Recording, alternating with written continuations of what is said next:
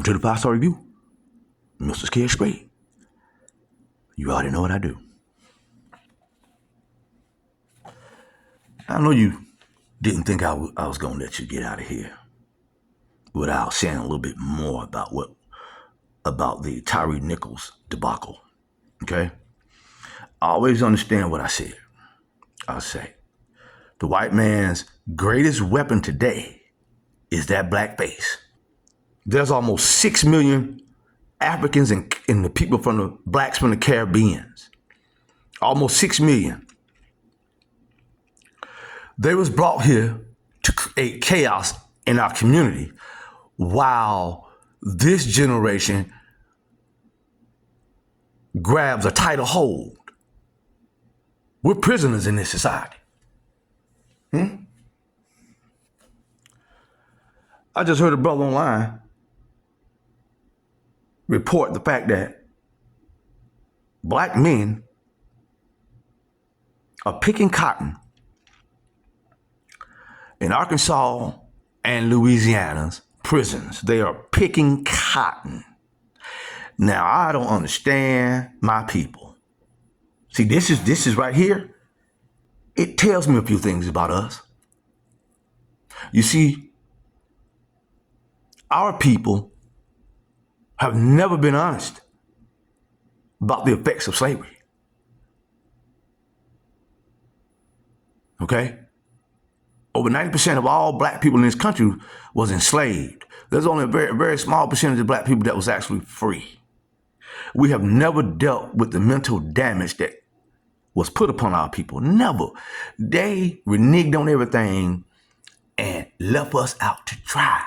And they're still doing the same thing, because if there has not been a national-wide effort to de-propagandize the mind of black people, then what has happened is we took those values, slave values from the plantation, and we taught them to our children. That's why in America, look at our group. You only have even now, a handful of black men and women who can really tell you about America with an understanding that is in line and in tune with our ancestors.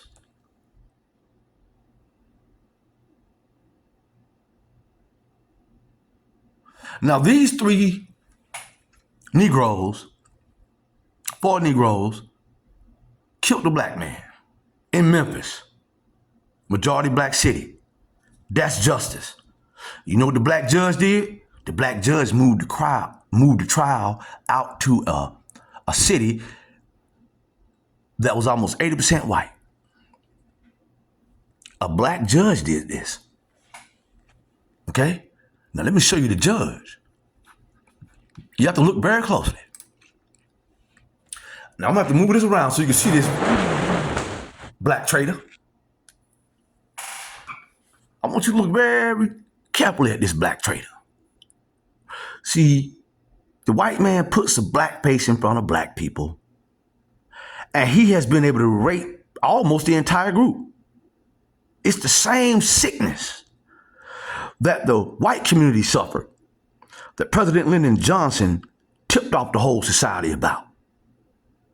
That if you can goddamn convince a white, the poorest, raggediest cracker, that he's better than the most brilliant black man, that white boy will let you steal everything from him. President Lyndon Johnson said, as a matter of fact, that white boy will empty his goddamn pockets for you. Boy, ain't nothing changed in this goddamn society, boy. But these white folks done let these motherfucking Zionist Jews from Europe get in control of the American experiment because of their hatred for black folks. And then they're gonna put a black face in front of y'all. I've seen it. And lamented the fact that, why am I so different? Because I'll stop these black traitors. But these black traitors, let me tell you something. If I got in control, there will never be another black person to ever get on the air or on social media and say one thing bad about black people, because all the black traders that we know will be put in work camps. No ifs, ands, or buts. Because of this, all this chaos, now let me show you what I'm doing in the future. I'm not going to vote for another black person. Y'all listen very carefully about this right here now, because I didn't say I wasn't going to participate, but I'm not going to ever, from this day forward, vote for not one other black person in politics. You can believe that. They all are goddamn traitors. And the Democrat Party is just controlled opposition. The reason that blacks in America continually vote Democrat is because we don't have any leaders to educate our people.